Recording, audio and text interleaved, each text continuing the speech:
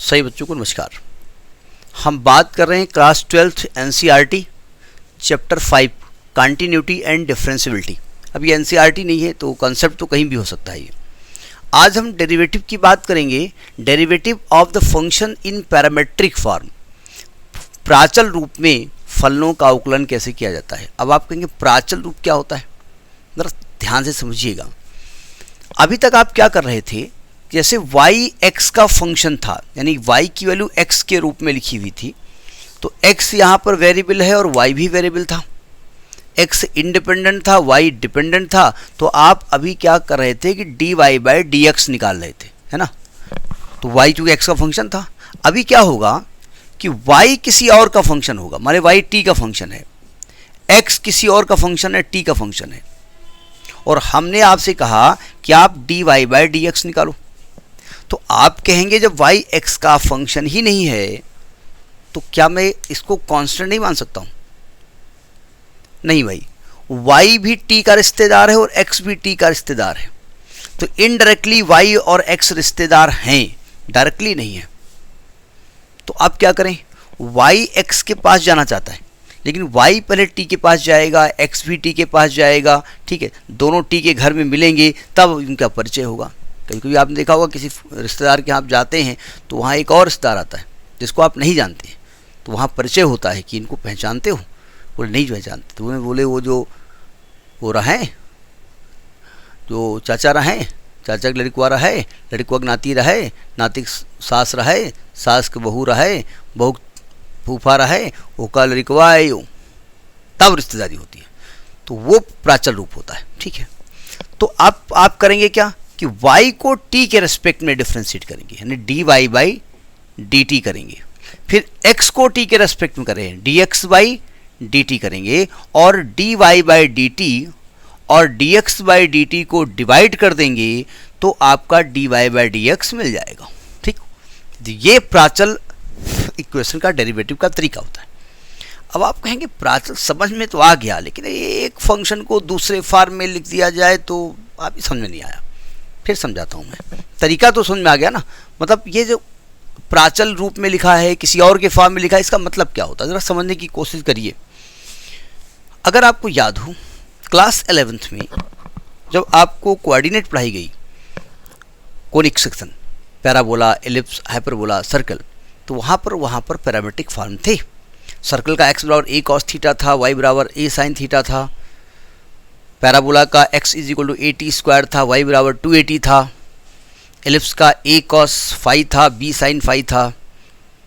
Hyperbola का a sec phi था, b tan phi था। ये प्राचल है। तो मैं सर्कल से समझा देता हूँ कैसे आता है, रेस्ट तो आपको याद रखना पड़ेगा, क्वेश्चन तो दिए होंगे, ठीक है। जैसे मैं एक सर्कल ले लूँ, x² + y² = a²। इस सर्कल को आप पहचानते होंगे, इसका रेडियस a है और सेंटर 0 0 है, ठीक है। तो अगर हम ले लें सर्कल, ये सर्कल हमने बनाया, तो हमने कहा देखो भैया ऐसा है, ये सेंटर है 0 0, हम ये एक्स एक्सिस है, ये वाई एक्सिस है, हम एक पॉइंट इस पर लेना चाहते हैं, जनरल पॉइंट। तो जो पॉइंट आप लेंगे वो x, y होगा, कोई पॉइंट ले लीजिए।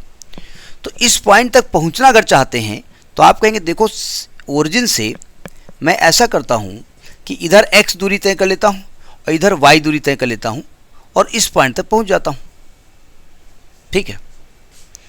तो यानी कि यहां पर y और x के टर्म में हमने लिख दिया, यानी ये y is the function of x हो गया। समझ में ये बात नहीं आई। अब इस पॉइंट तक पहुंचने का दूसरा तरीका क्या है, हमने कहा देखो भाई यहां से a डिस्टेंस पर ये पॉइंट है और यहां से थीटा एंगल पर ये पॉइंट है, तो a, थीटा इसका कोऑर्डिनेट होगा। r, थीटा याद करिए, कॉम्प्लेक्स नंबर में आपने पोलर फॉर्म में पढ़ा था, ध्रुवीय रूप में पढ़ा था, पोलर फॉर्म याद है ना। तो अगर हम इस ट्रायंगल में हम चाहते हैं x और y की वैल्यू a और थीटा के टर्म में आ जाए, तो अगर इस ट्रायंगल में आप cos थीटा लगा दें तो x/a होगा, तो x का मान आ जाएगा a cos थीटा। और अगर यहां पर sin थीटा लगा दें तो आएगा y/a, तो y का मान आ गया a sin थीटा। पूरे सिस्टम में ए तो कांस्टेंट है, अगर आप इस पॉइंट पे घूमते जाओगे तो ए तो चेंज नहीं होगा, थीटा चेंज हो जाएगा। इसका मतलब थीटा के साथ एक्स भी चेंज होगा, थीटा के साथ वाई भी चेंज होगा। एक्स और वाई थीटा के फंक्शन है और आपस में भी एक्स वाई जुड़े हुए हैं। अगर थीटा यहाँ से गायब हो जाए तो एक्स वाई आपस में भी रिश्तेदारी है। अगर दोनों को स्क्वायर करके ऐड कर दो, इन दोनों को स्क्वायर करके ऐड कर दो तो फिर आपको X square plus Y square equal A square आ जाएगा। तो अल्टीमेटली थीटा को गायब करने पर एक्स वाई फिर मिल जाएंगे, फिर वो रिश्तेदार हैं वो रिश्तेदार, लेकिन अभी वो थीटा के रिश्तेदार हैं। तो हम कहेंगे एक्स किसका फंक्शन है, ए कॉस थीटा, थीटा का फंक्शन है। तो इसको थीटा के रेस्पेक्ट में डिफ्रेंशिएट करेंगे, क्योंकि थीटा के चेंज होने पे चेंज हो रहा है। तो जब इसको थीटा के रेस्पेक्ट में डिफ्रेंशिएट करोगे D x by d theta तो आएगा माइनस ए साइन थीटा। वाई क्या है, वाई है ए साइन थीटा, ये भी थीटा का फंक्शन है। तो जब हम d y by d theta करेंगे तो आएगा ए कॉस थीटा। अब हमको निकालना है d y by d x. ऐसा नहीं कि वाई और एक्स रिश्तेदार नहीं है, वाई एक्स का फंक्शन है। देखो अगर हम थीटा को गायब करें तो एक्स वाई मिल जाएंगे। ये थीटा भी जो गड़बड़ लड़ाई लगवा रहा है, जैसे दो लोग हैं दोनों आपस में दोस्त हैं कि तीसरा लड़ाई लगवा रहा है, तो दोनों फिलहाल अलग हो गए क्योंकि तीसरा बीच में घुस गया करके। ठीक है, ये और तीसरा, हाँ। तो इसको करो क्या आएगा, माइनस का, अच्छा इसको डिवाइड कर दो, d y by d theta upon d x by d theta. अगर एल्जेब्रा के हिसाब से देखें तो डी थीटा कट जाएगा और लिखा हुआ है d y by d x, यानी हमने डी थीटा को यहाँ पे इंट्रोड्यूस कर दिया। तो ये हो जाएगा आपका ए कॉस थीटा अपान माइनस ए साइन थीटा। ये कट जाएगा, ए कट जाएगा, सॉरी माइनस कहाँ से काट दे रहे हैं, तो माइनस का कॉट थीटा। तो ये आपके पैरामेट्रिक फॉर्म में जो इक्वेशंस होते हैं उनको डिफ्रेंशिएट करने का तरीका होता है। समझ में आ गया कि पैरामेट्रिक होता क्या है, कैसे होता है, कहाँ से आ गया भाई। तो हमने सर्कल का एग्जाम्पल लेके बता दिया। पैराबोला में एक्स वाई 80 स्क्वायर 280 होगा, आपको क्वेश्चन दिया होगा वहाँ पर, ऐसा नहीं कि वहाँ क्वेश्चन नहीं दिया होगा, लेकिन ये समझने का तरीका होता है कि आखिर लफड़ा होता क्या है। ठीक है, एक्सरसाइज किसी और वीडियो में। नमस्कार।